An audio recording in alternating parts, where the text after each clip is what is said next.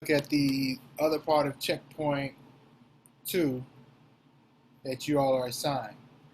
Last time we had class, we had to work on part A, where we had to come up with the type of organism. We had to come up with the environment type that we use from checkpoint 1. In your, do I have it up here somewhere? I don't.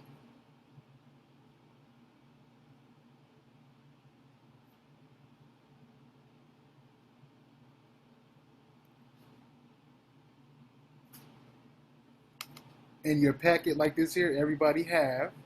In fact, I'm going to have everybody do this right now, and we're gonna nip something in the bud right now. I'm opening up my chat because I needed some feedback here.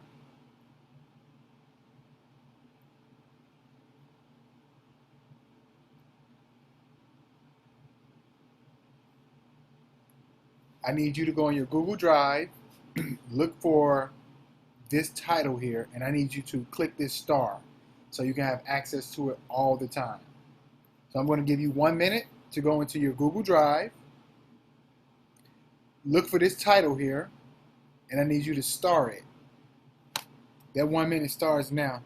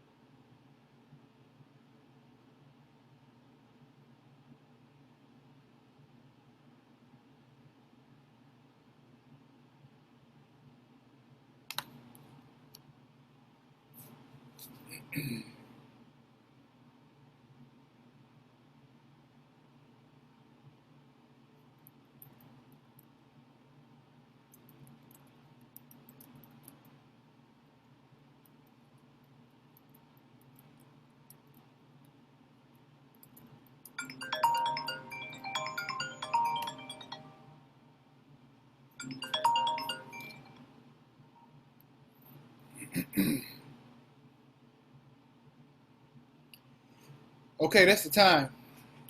Back over here, checkpoint 2. You used to come up with the environment types. You're supposed to come up with an organism's name. You're supposed to explain what it looks like. And you're supposed to complete one task here where you list the adaptive trait and why is it an adaptive trait. That was your job last week. That was due on Sunday. Unfortunately, 7 people completed their work and turned in their work. And so you probably received an email from me earlier today. But I'm moving on. We're going to work on part C. Part C, it says, think about the environment changes that you described in checkpoint 1. So if you go all the way back to checkpoint 1, those who actually completed it, you have to write down in part B how your environment changed. Some of the examples that you had in this packet, this thing here, were actually listed for you.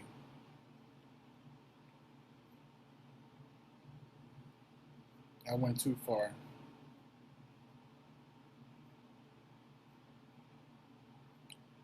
So here was one of the examples here, what happened in the environment. A meteorite happened. It happened all of a sudden. The large amount of debris that is blown into the atmosphere leading to cooler global temperatures. This is that information that you found in checkpoint 1, part B. That's where you got to go back and talk about this section here. So now, what traits would the ancestors of each of your organisms have needed to survive in the older environment? What traits would the ancestors, that means the ones before, like your great-grandparents, and those before them are considered your ancestors of each of your organisms needed to survive in an older environment. And what I'm going to do today, something a little different. I'm going to do a live demo of what that should look like on your page. I created one for myself You've already heard the story, so we're going to cover that portion right there. Let's see something.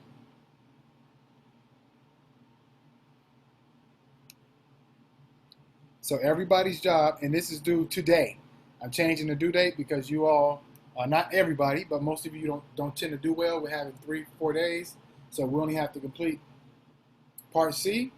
And these 2 boxes, this is due at the end of today. And I'll make sure I email it to you all, email it to your parents, put it in Summit's platform, put it in Google Drive. You're going to have many places to see this work. So this is what we're going to do today. We're going to go back and look at your work. So everybody should have this open. I need you to respond to me in the private chat that you have checkpoint 2 open in this space here. You have 15 seconds.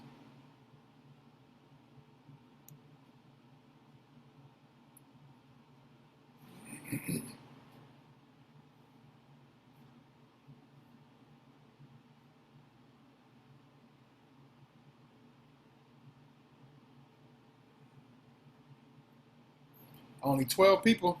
Time's up. Okay, moving on. Okay, so now, this is my version of my checkpoint 2.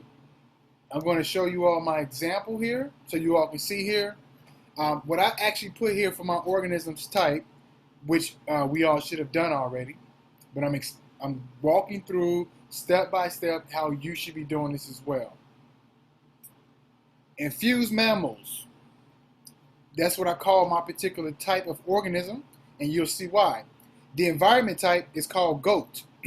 You've all heard my story about goat. It has high steep mountains, it has freezing temperatures, and it also enclosed with a frozen lake.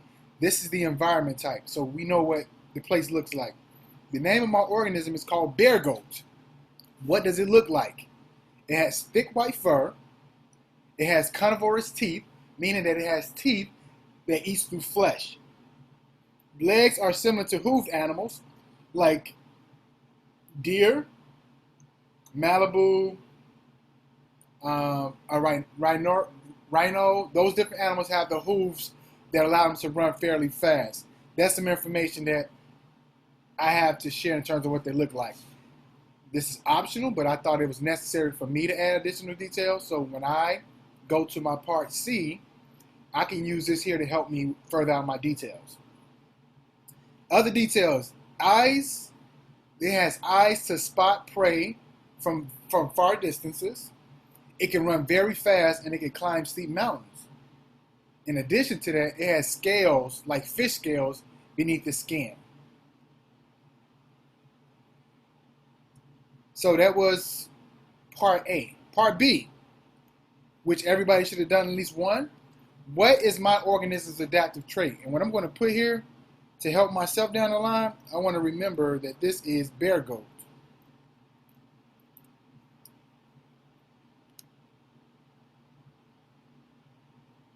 So it has what we call a chromatophore. This is similar to what a chameleon has. Chameleon has chemicals within its cells that cause it to change colors. But in this case, this here allows it to do shape shifting. So it has the ability to, let me read that for you. This trait allows the organism to adjust and utilize survival traits of its food source. Its main diet is fish and goat. So because it eats fish and because it eats goats, I'm going back up here. Oh, you know what? It can run fast just like a goat because they're fairly fast. And so it's able to utilize those traits. It also eats fish, so it has scales under its skin. So it gives the ability to to hunt for prey as it climbs these high mountains, and the scales to protect it from the elements within the water. So I have this information already. We all should have this here. Now this is where you all may stumble, and you have this resource. So if you go to here, checkpoint 2, you have this section here. I want everybody to open up defining Adaptations. I want everybody to open that up. If you go to your summit, checkpoint 2, scroll down, defining adaptations. 25 seconds left.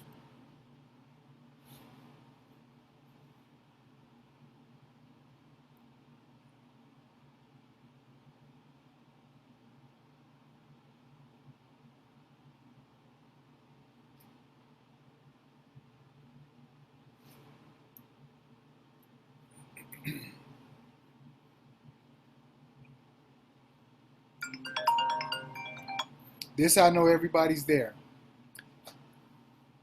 I need you all to type in this into the chat. The first thing we need to know about adaptations, is it heritable? Write that in the chat box so I know you're there.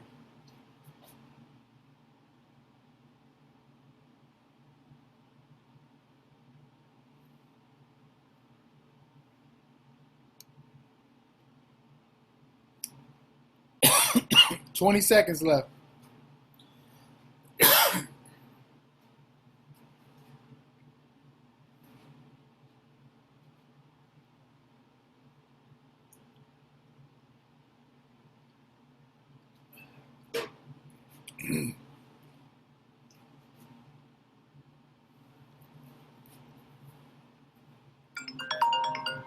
Okay, so you need to ask yourself, is the adaptive trait heritable?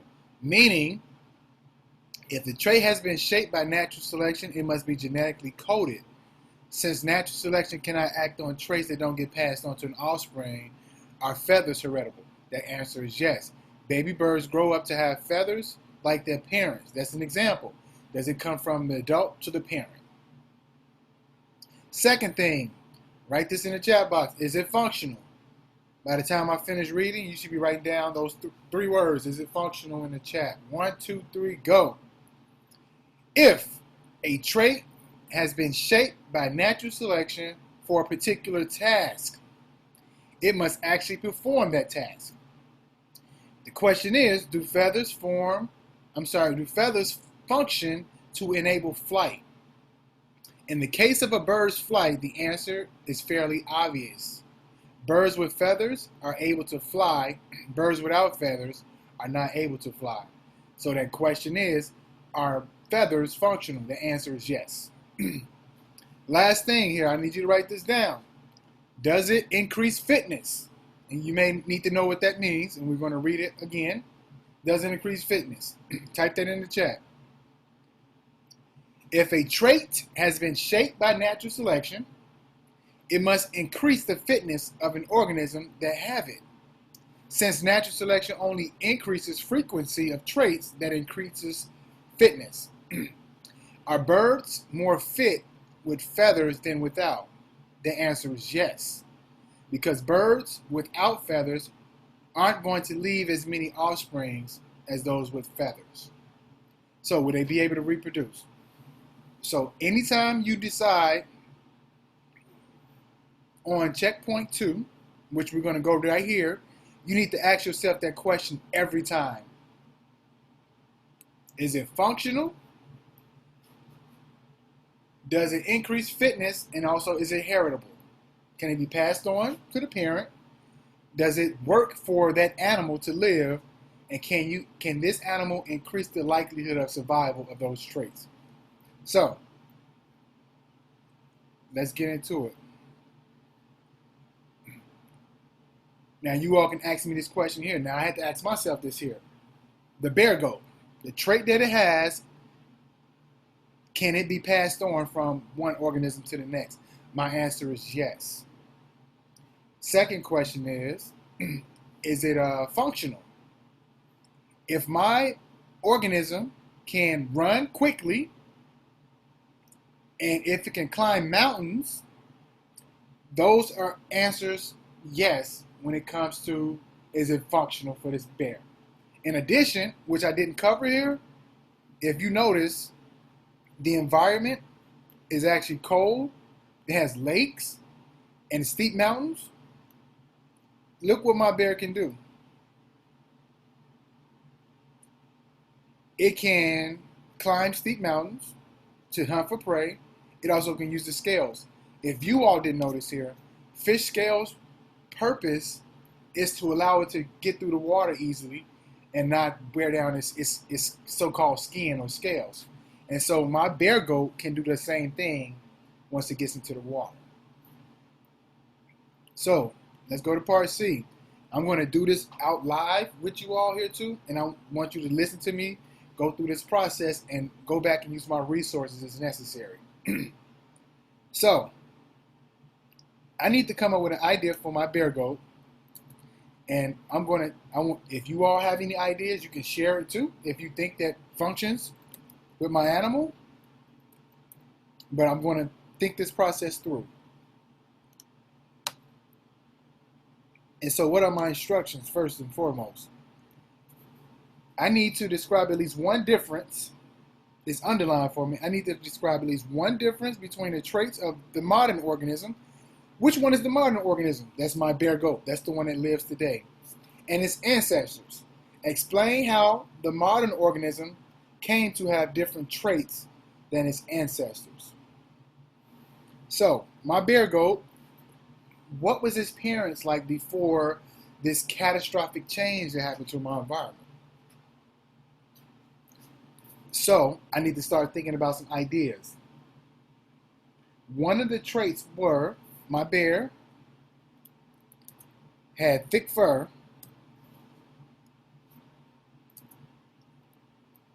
huge claws,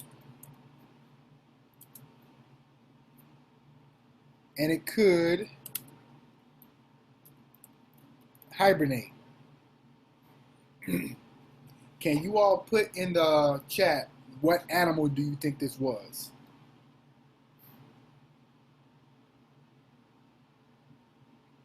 Lamari got it. Maya got it. Amari, Shamaya, Destiny. 1, 2, 3, 4, 5, 6. Okay, Carlissa, Dante. So you all followed that, right? So far, the people who mentioned the answer, the bear is the actually correct term for this here. Now, let me go back up here because I need to make sure I get this done correctly here and right. This particular animal, I'm going to go all the way up to the top. It still has thick fur. It still has those teeth, but its legs are different. Its skin is different too. So these are some changes that my organism has. So let me go back and let me think about, I need to have a solid explanation for a change here. Now let me take you all back to my story. And so you're going to be like, oh, okay, Mr. Lee, that makes sense. That's a solid explanation. That makes a ton of sense. Where is my planet?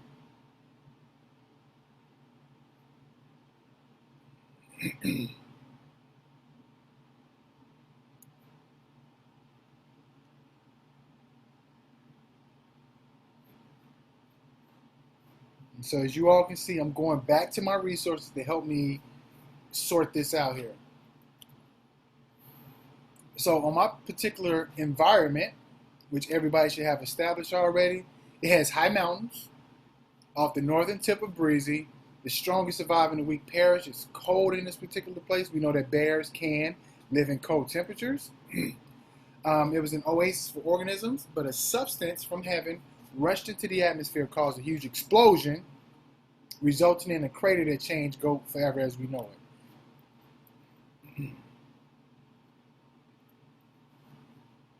What else happened so it can help me continue to develop my story and give you all a perfect explanation as to why things changed?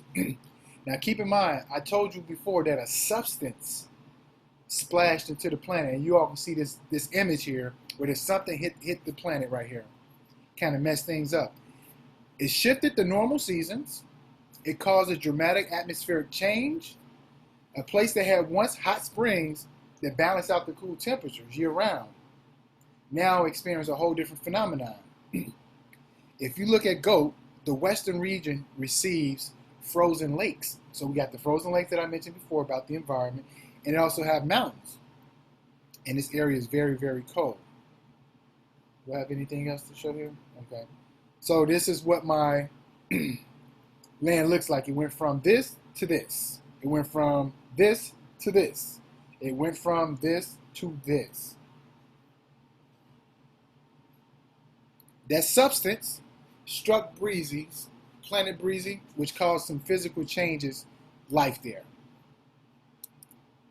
So you all got a brief synopsis of what my planet looks like. Okay, so that's good for me. So something in the air caused the change.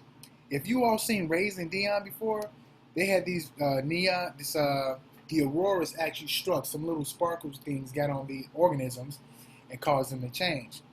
And so, what is the explanation for change for Virgo? That item that struck planet Breezy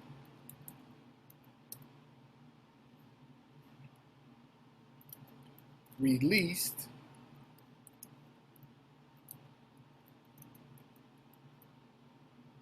some chemicals that caused a mutation among many living things.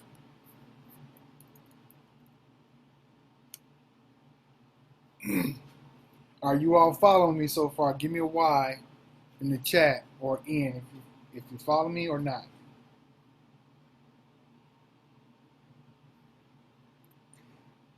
Okay. But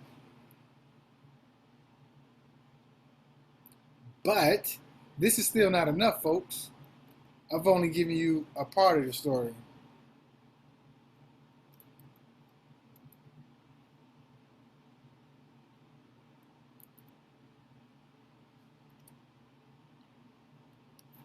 Now, I want to go further here. How in the world did this thing develop these legs that allows them to be fast and these scales to be like a fish? The chemicals from the debris entered the lungs of the ancestors and folks, I'm just thinking about this stuff on the fly, I promise you. I'm just using what I have to help share with this here. Into the lungs of the ancestors, causing a chemical change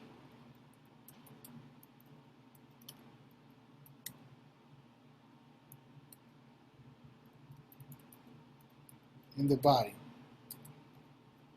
And so everybody, we know about mutations, right? Mutations occurs within the genes and whatnot. And so what we're seeing here is a chemical change in the body. So once the ancestors made it, they passed on a gene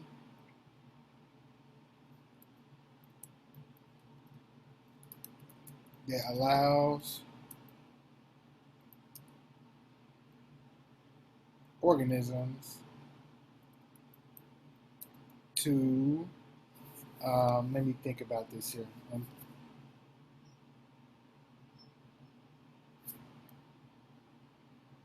We want to say quickly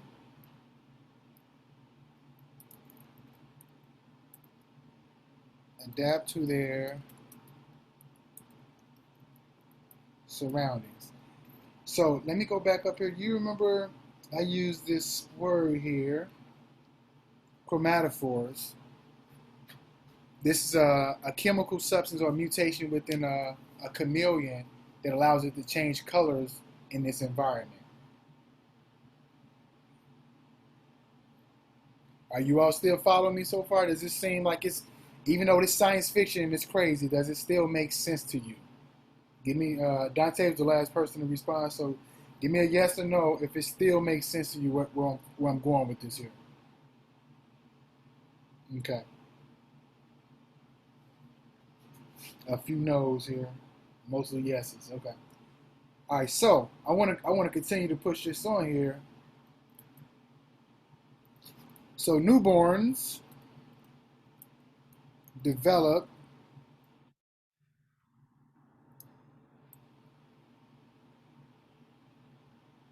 a recessive trait that gave it stronger and faster legs. Some develop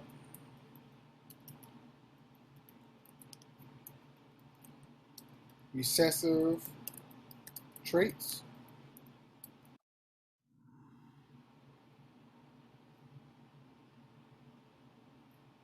Dante, I'm almost done. And so then I have you leave in one moment. Recessive traits with scales.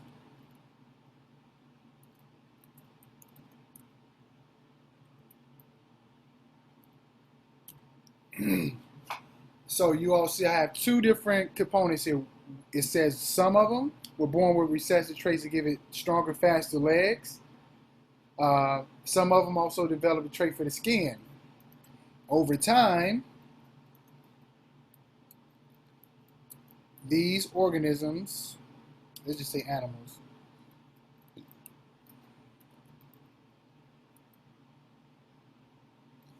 made it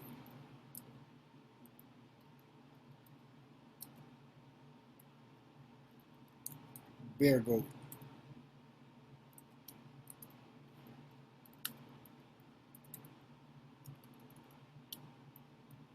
Martin creature. Okay. That is my so-called explanation as to how modern organism has different traits from its ancestor. You look here, they received a mutation. That mutation was passed on to several different organisms that existed, and these newborns who had the recessive trait all grew up and they continue to mate with each other too to cause a brand new creature over time. That is my given explanation for part C. And so this is your job, is to come up with the original organism and how did they become the new organism today. So can you please ask questions right now? Otherwise, you are working on the rest of part B with these two here and all of part C. And I'm gonna put it's due today. We're not gonna waste any more time anymore. I've tried one method that didn't work. Due by 4 p.m. today. Oops, I sent that to Maya.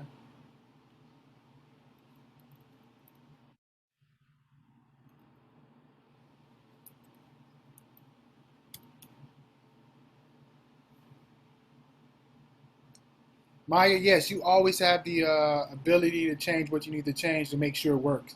In fact, I'm glad she brought that up. Maya wanted to know if she could change something.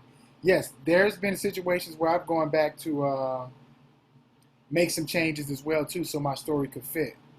And so, Carlissa, yes, everything is due today. We all should have had the first four done in the first place.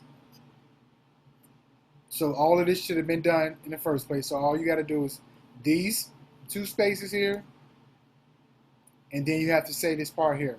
Remember, old ancestors, what was their traits? And you know what? I didn't finish this here too, so I'm going to come back and look at this too. It says how ancestors' traits was adapted to the old environment. They had thick fur, huge claws, could hibernate. Now I need to add this here too. Thick fur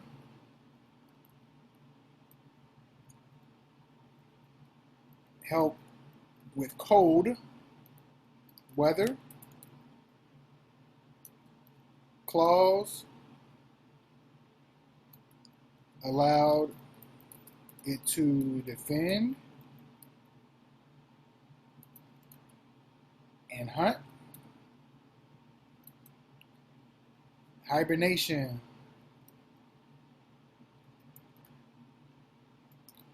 allowed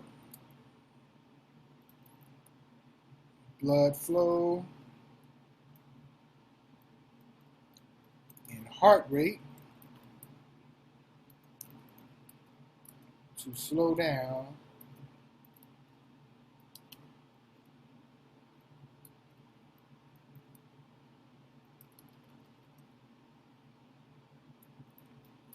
when food is not available. So I just answered that question right there too. So Maya, if you just noticed, I had to go back to kind of double check myself too. We got to do that time after time in order to make sure everything lays out. So I mentioned the traits that it had and how it adapted to the old environment. And so we need to be able to do those kind of things there too. Okay, so I'm going to stop sharing my screen. No, I'm not. I'm going to go to this form where everybody have. Yeah, I'm actually done. I'm going to send this to you all. This is due today, about 4 p.m. So all of checkpoint 2 needs to be done. Everybody know, I don't know if you noticed, that a majority of you received a grade in Power School and Summit. So you probably want to really get to that and make sure you fix that grade, okay?